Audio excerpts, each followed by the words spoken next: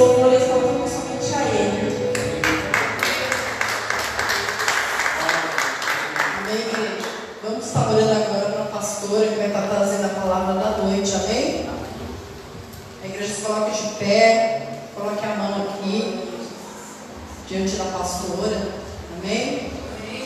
Pai amado, Pai querido, diante de Ti, da Tua serva, Senhor, usa ela, Senhor, aleluia, com a fidelidade de sempre, meu Deus, que ela fale, Pai, aleluia, para a Tua igreja, tudo aquilo, Senhor, que o Senhor já colocou dentro do coração dela, tudo aquilo que o Senhor vai colocar na boca dela, Senhor, aleluia, que ela venha ser canal de bênção para nós nessa noite, Senhor. Coloca, Senhor, como de costume, Teu anjo nessa porta, Senhor, para que nenhuma seta nos atinja nessa noite, Senhor, e que toda a igreja diga amém.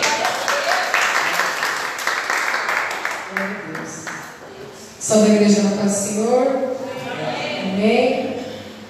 Glória a Deus por mais uma noite, mais uma santa ceia. Abra sua Bíblia, irmãos, no Salmo de número 46. Pode se sentar, quem estiver em pé. Hoje é Salmos, né? Glória a Deus, Jesus. Salmos número 46. Nós vamos dar continuidade àquela série de mensagens sobre fé. Aleluia. Quero estar aqui justificando a ausência do pastor, né? Que estava só nascente hoje. Hoje o pastor está lá ensinando um ciclo, lá no Sol Nascente, e abrindo um novo ciclo. E eu creio que a vitória é grande, né, irmãos? Temos que ter fé. Todos acharam?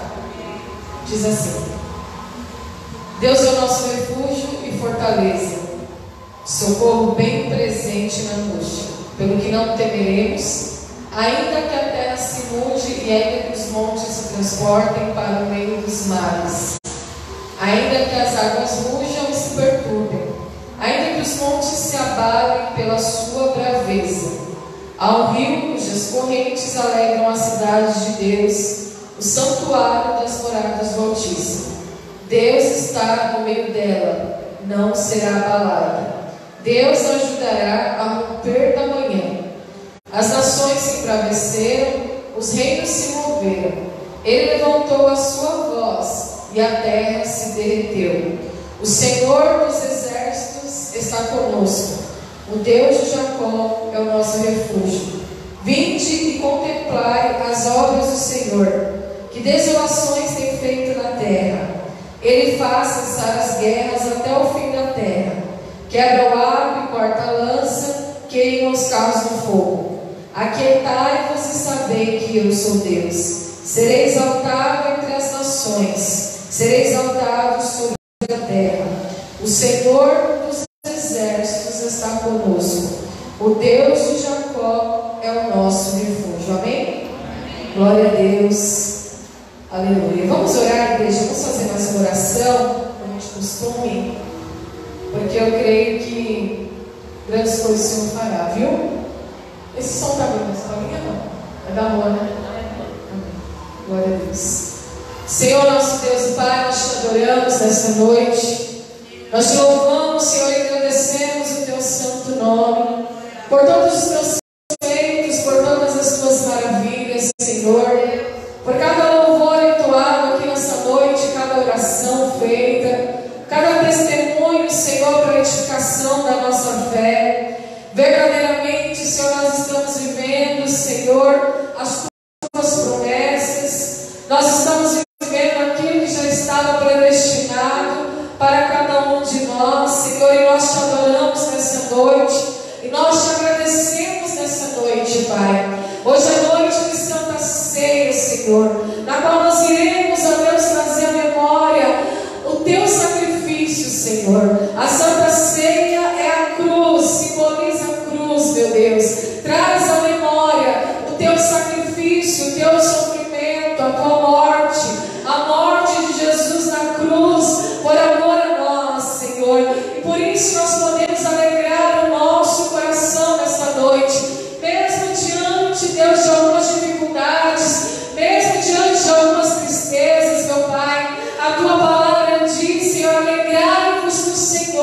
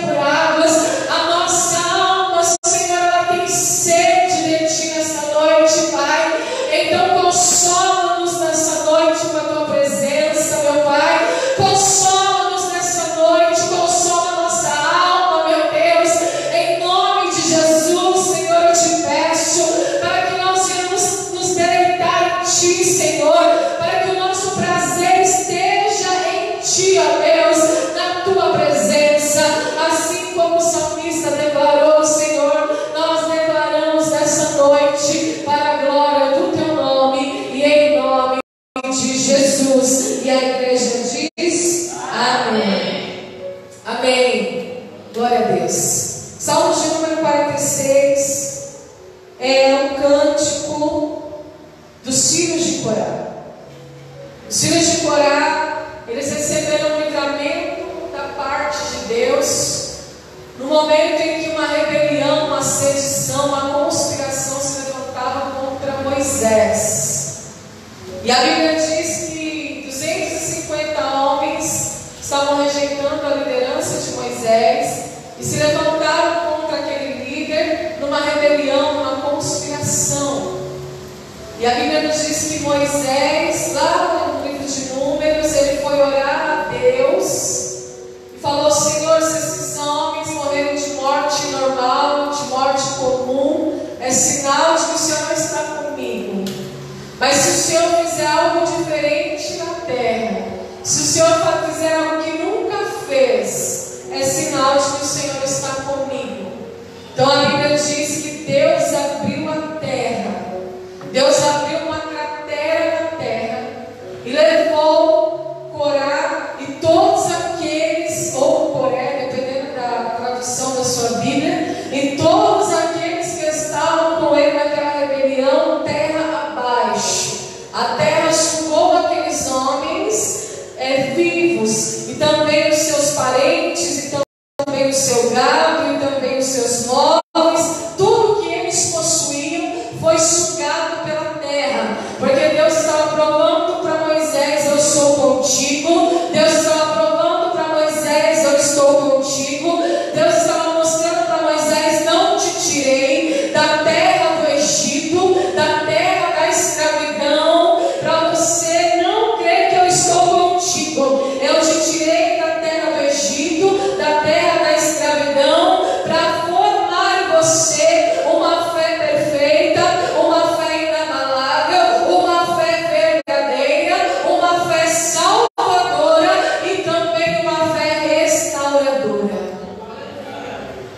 Só que como testemunho, Deus poupa os 3 filhos de Corá. Morre Corá, morre a esposa, morre todos aqueles homens que se levantaram contra Moisés, são sugados pela terra, mas a terra, a cratera ali, nos valos físico, ele não pega os filhos de Corá. E mais para frente, futuramente, esses meninos crescem, esses meninos chegam a uma fase adulta e eles se tornam levitas da casa do Senhor. Eles começam a andar com quem? Davi. Eles começam a ser doutrinados, ensinados, ministrados por quem? Por Davi. Eles são introduzidos, irmãos, no reinado de Davi, que era a simbologia, que era a essência da adoração. E diante de um livramento tal, só nos resta adorar a Deus.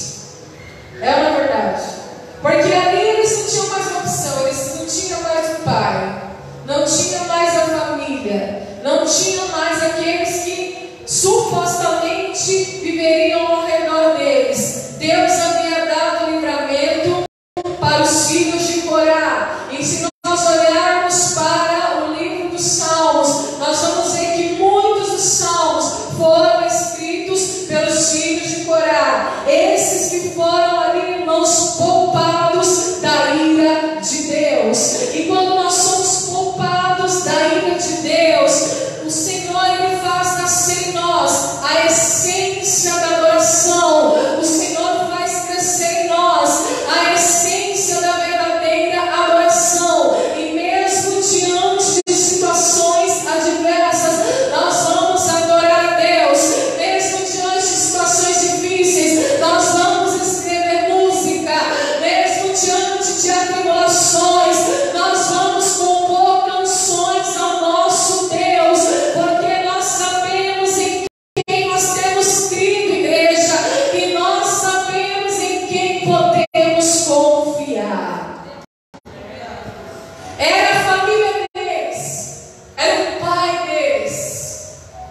mas eles receberam uma paternidade maior.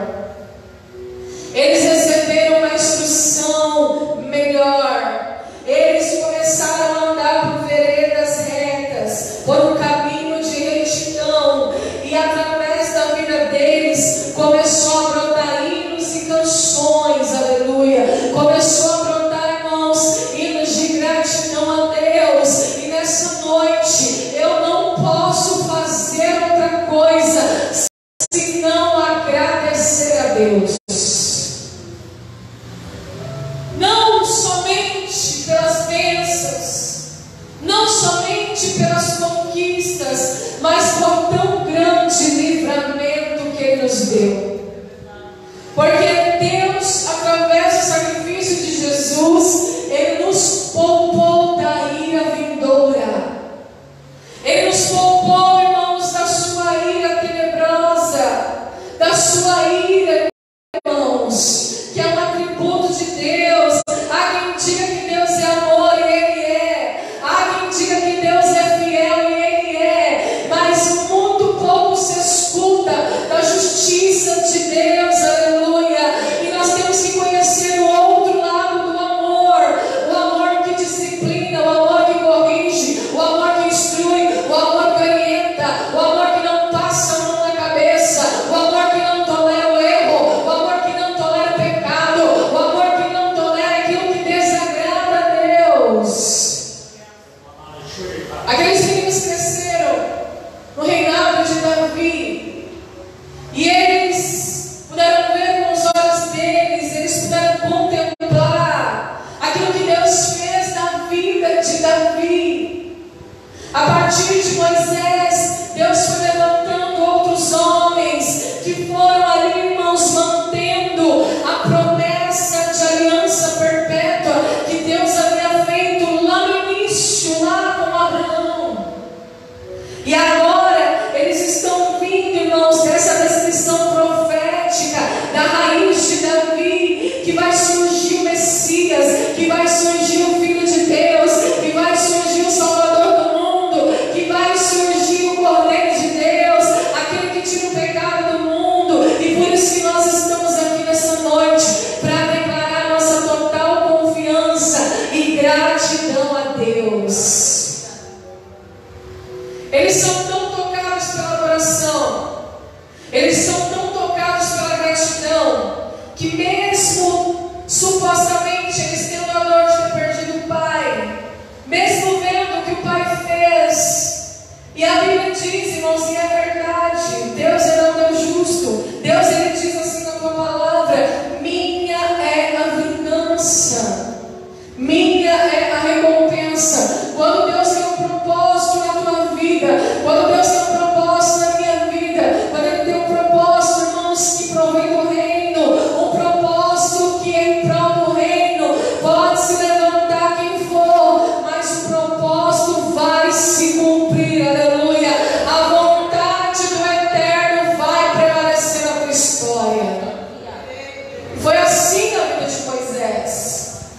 Só que Deus é tão bom que daquele fruto, ou melhor, daquela obra da carne, daquela obra de maldição, Deus fez brotar esses 3 rapazes que contemplaram uma adoração sincera e verdadeira. E eu acredito, irmãos, que eles presenciaram, eles viram Davi passando por muitas coisas, por muitas afrontas, por muitas guerras, por muitas batalhas, mas eles também contemplaram Davi jubilando na presença de Deus pelas vitórias, adorando a Deus pela vitória. Eu também acredito que eles contemplaram Davi entregando holocaustos e sacrifícios a Deus, em adoração e gratidão a Deus por cada vitória concedida. E isso foi penetrando no interior deles, na alma deles, no intelecto deles, na inteligência deles, a ponto de criar dentro deles, irmãos, este dom criativo de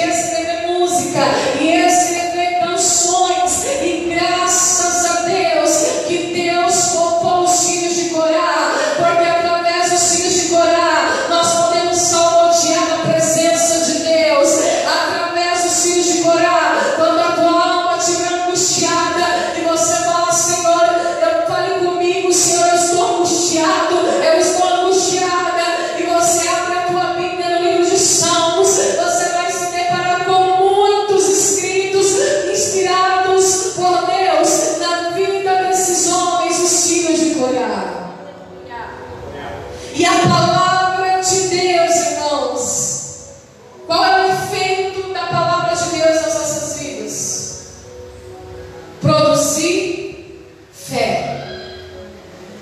O efeito da palavra de Deus nas nossas vidas é produzir fé. A fé vem pelo ouvir, e o ouvir da palavra de Deus. Então eles escrevem este cântico, esta música, e eles não escrevem daquilo que eles não sabem. Eles não escrevem aleatoriamente, igreja. Eles não escrevem daquilo que eles não conhecem. Pelo contrário, eles escrevem com propriedade, porque eles conhecem o Deus Todo-Poderoso, e eles contemplaram verdadeiramente que Ele é um Deus que rege toda a história, porque eles viram Deus abrindo a terra e sugando o seu pai e a sua família e todos os rebeldes, aleluia, terra abaixo. Então aquilo, ao invés de produzir neles uma certa arrogância, ao invés de produzir neles uma certa hostilidade a Deus, pelo contrário, aquilo produziu neles a fé perfeita em Deus. Eu costumo dizer uma coisa, irmãos: Deus trabalha no meio do caos. Glória a Deus. Você recebe isso?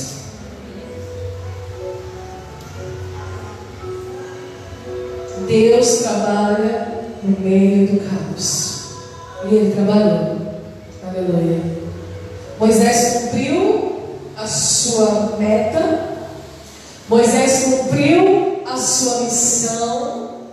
Moisés fez tudo o que Deus havia pedido. Lógico que ele teve momentos de angústia, teve momentos de cansaço, teve momentos de tribulação, mas Moisés, ele foi o legislador, foi ele quem recebeu as tábuas da lei, foi ele que implantou a lei para aquele povo no deserto, para que eles conhecessem o pecado na qual eles estavam naufragando. Então a vontade de Deus foi concluída com sucesso. Aleluia. Aí esses homens crescem e vivem debaixo do reinado de Davi. Eles eram os levitas do templo. Eles organizavam os instrumentos do templo. Eles organizavam toda a parte de adoração, de oferta do templo. Eles receberam uma chance e eles também foram introduzidos, irmãos, naquilo que nós chamamos de sacerdócio real. Eles saíram de um lugar sujo e passaram a habitar num lugar limpo. Eles saíram de um lugar inadequado e passaram a habitar num lugar adequado. Eles saíram de um lugar, irmãos, que não tinha perspectiva de futuro, nem na terra e nem no céu.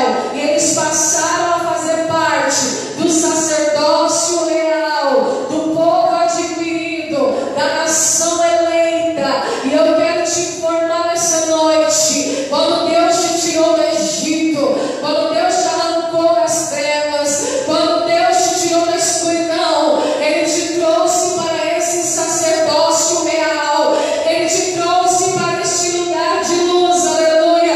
Ele te trouxe para este lugar de confiança inabalável. Ele te trouxe para este lugar onde Ele chama o meu povo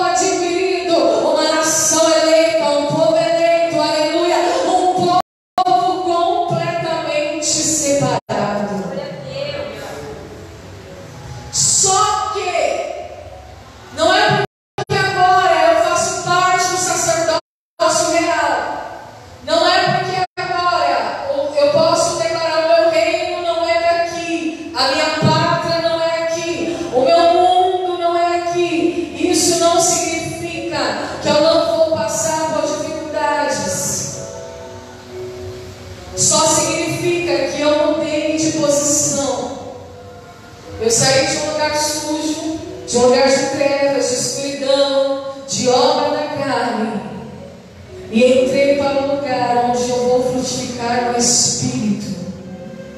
E para que eu venha frutificar no Espírito, igreja, é necessário que, para produzir, irmãos, esse vinho novo, para produzir, irmãos, esse vinho, essa alegria, aleluia, que nós buscamos, que a nossa alma tem sede, a nossa alma tem sede de prazer, a nossa alma tem sede de deleite. O ser humano, ele precisa sentir prazer na alma, o ser humano, ele precisa sentir deleite na alma, porque o ser humano, ele é movido pelas paixões, ele é movido por aquilo que ele ama, ele é movido pelas afeições que está dentro dele.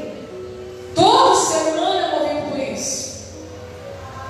Você não é movido por aquilo que você não gosta, por aquilo que você rejeita. Por isso que quando a pessoa está no pecado, quando a pessoa está numa lamaçal do pecado, igreja, ela fica seca, porque ela ama o pecado, ela tem paixão pelo pecado. A Bíblia diz que a luz veio para os homens, mas os homens amaram mais as trevas do que a luz. E a fé perfeita em Deus, a fé do Salmo de número 46, a música, o cântico, aquilo que os filhos de Corá escreveram, está dizendo para mim e para você que não importa a circunstância, há deleite em Deus, há alegria em Deus, há prazer em Deus, porque a água que sai de Deus, o rio que sai do santuário de Deus, das moradas do Altíssimo, é esse rio que alegra a cidade de Deus. É esse rio, igreja. É esse rio que flui das moradas do Altíssimo, do trono de Deus. É que verdadeiramente vai te alegrar, vai te limpar. É disso que a tua alma precisa. É isso que a tua alma necessita. O contrário, as nossas conquistas, irmãos, tudo que nós conquistamos aqui que provém de Deus, porque Deus prometeu e Ele é fiel para cumprir, vai nos trazer momentos de alegria, momentos de felicidade, mas só o rio que sai do trono de Deus é que pode alegrar a tua alma verdadeiramente. Aleluia, Jesus. Espírito Santo de Deus, louvado seja o teu santo nome nesta noite, Senhor. Nós desejamos este rio, Senhor. Nós desejamos essas águas, Senhor. Tudo concorre, Deus, para a nossa distração. Tudo concorre, Deus, para entrar dúvida nos nossos corações. Tudo concorre, Deus, para que nós venhamos perder o foco. Mas nessa noite, nós vamos olhar para aquilo que está no meio, aquilo que está no centro. Deus está no meio dela. Deus está no meio dela. E esta cidade, essa torre forte, aleluia, esta cidade somos nós, igreja. É a igreja de Cristo na terra, e Deus está no nosso meio. Assim como Ele estava com Moisés, assim como Ele esteve com Moisés, Ele está conosco nesta noite, aleluia. Ele está contigo nesta noite, aleluia. Ele está em nosso meio. Nós somos a cidade edificada de Deus. E o que acontece com essa cidade? A terra se abala, os montes se transportam, as águas se perturbam, as águas elas começam a rugir, os montes começam a se abalar. Ou seja, vem as adversidades sobre a igreja, sobre nós, sobre o sacerdócio real, sobre aquele que está na posição, sobre aquele que foi escolhido para um grande e firme propósito. Porém, os filhos de Corá declaram aqui: eu sei, nós sabemos onde encontrar refúgio. Nós sabemos onde encontrar fortaleza. E se lembra como que eram as prisões antigamente? Aleluia. Era uma fortaleza, né? O Império Romano, como que eram as prisões? Fortaleza, muros altíssimos, igreja. Muros extremamente altos. Uma verdadeira fortaleza para quem estivesse dentro não pudesse se transportar para fora, e quem estivesse fora precisasse de autorização para se transportar para dentro. É isso que os filhos de Corá está dizendo, é isso que o salmista está escrevendo, é isso que o salmista está cantando. Deus é a tua fortaleza. Se você está firmado em Deus, se você está introduzido em Deus, existe um muro muito alto, aleluia, que não vai permitir que aquilo que está fora seja transportado para dentro. Ele é a tua fortaleza. Ele é o teu refúgio. Refúgio é um lugar onde você se esconde. É um lugar onde você se esconde para que você não seja visto quando você está em perigo. Certa vez, faz tempo isso daí, eu já conheci a Tati. Eu estou vindo do curso de teologia que eu fiz lá no Damasceno. E eu estou vindo com uma bolsa, uma mochilinha, desci na Inajar de Souza. Eu morava na Vila Carolina ainda. E aí eu estou vindo na Inajar. Ao invés de eu pegar a Inajar toda para ir para casa e entrar na padaria Palmeiras, eu cortei por trás, pela rua da Tia Benita, ali da pracinha. Quando eu fiz esse caminho, quando eu peguei esse atalho, estava vindo dois meninos numa bicicleta. Dois trombadinha. E na hora que eles me viram, eles falaram: é presa fácil. Ela foi tão ingênua que ao invés de ela pegar na jaula de ter movimento, ela foi pela rua escura. Na hora que eu vi eles vindo, eu falei: eles vão me assaltar.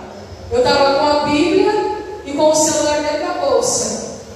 Eu vi eles vindo assim com a bicicleta, eu olhei para trás, os dois vindo. Aí o que eu fiz? Eu vi uma garagem entreaberta, eu peguei, entrei e me escondi. E eu falei assim: vou ficar aqui e vou esperar eles passarem. Eu encontrei um refúgio, um lugar escondido. Aleluia. Só que eles foram espertos, eles foram mais espertos do que eu, né, igreja? Eu falei: eu acho que agora eles já foram. Continuei andando, eles ficaram esperando lá na esquina. E eles me roubaram. Mas a única coisa que eu falei: vocês podem levar o celular, só não leva a minha Bíblia. Ai, vai logo, vai logo, vai logo. Aí peguei a Bíblia e fui para casa. Aí eu lembro que chegou nesse dia, o pastor contou para o Abel. O Abel começou a rir de mim. Foi hoje. Aí ele falou assim: vai ficar no celular agora, eu quero ver ficar no celular agora. Mas irmãos, quando a gente está numa situação de perigo, e a Bíblia diz que a nossa luta, a nossa guerra é espiritual, não adianta correr para a esquerda ou para a direita. Às vezes você pode pedir ajuda para um irmão, às vezes você pode ligar para o pastor, às vezes você pode ligar para alguém e falar: olha, me ajude em oração em situação tal. Mas Deus, Ele quer promover para você essa experiência, porque Ele quer frutificar em você a fé perfeita em Deus, a confiança inabalável. E quando você estiver em Deus, refugiado em Deus, na fortaleza de Deus, não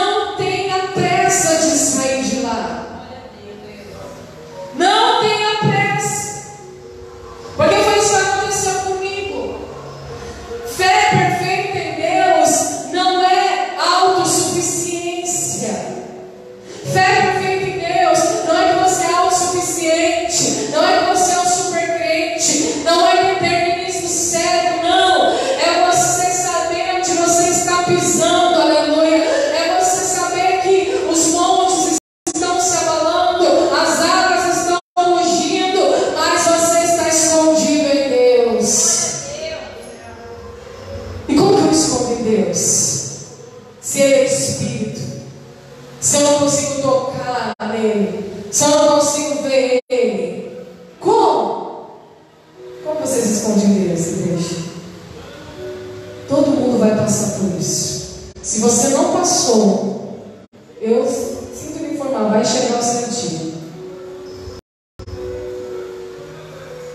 Todos nós vamos passar por um período chamado solidão com Deus. Quem já passou isso? Ou está passando? É quando Deus permite o mar ficar tão bravio. É quando Deus permite as ondas ficarem tão altas que você não tem para onde correr. E a única opção que te resta é ficar a sós com Deus. Isso dói, irmãos, é um pouco dolorido, porque é um período de solidão. Por isso que Moisés ia para o monte, por isso que Elias entrou na caverna, por isso que Jesus subiu no Getsemane, por isso que muitos homens de Deus, Abraão, quando ele ofereceu o holocausto, ele ia sozinho, porque é na solidão com Deus é que ele vai produzir em você a fé perfeita. E essa fé perfeita, sabe o que ela faz em você? Ela te cura, ela te restaura, ela te sara, ela é um remédio curador para a tua alma. Nós falamos da fé verdadeira, nós falamos da fé salvadora, e hoje nós estamos falando da fé que cura, a fé que sara e a fé que restaura. Então, quando eu estou escondido em Deus, quando eu olho para Ele como meu único refúgio e fortaleza, como um socorro bem presente na angústia, não tenho o que fazer. As ondas se aumentaram, os mares estão bravios, os montes se perturbaram, então eu vou ficar no centro da vontade de Deus. E no centro da vontade de Deus, Ele vai me lavar com a sua água, Ele vai me lavar com o seu rio. E eu estando no centro, escondido nele, eu não serei abalado. É por isso que o salmista vai dizer: o choro dura uma noite, mas a tua alegria virá pela manhã. Quando a Bíblia fala de noite, não está falando da noite após as 10, no horário noturno que você vai dormir. Deus está falando da solidão. A solidão com Deus prefigura a noite. E geralmente quem está na solidão com Deus está chorando. Você não entra na solidão com Deus rindo, você entra chorando. Mas ao romper da manhã, ou seja, quando Ele te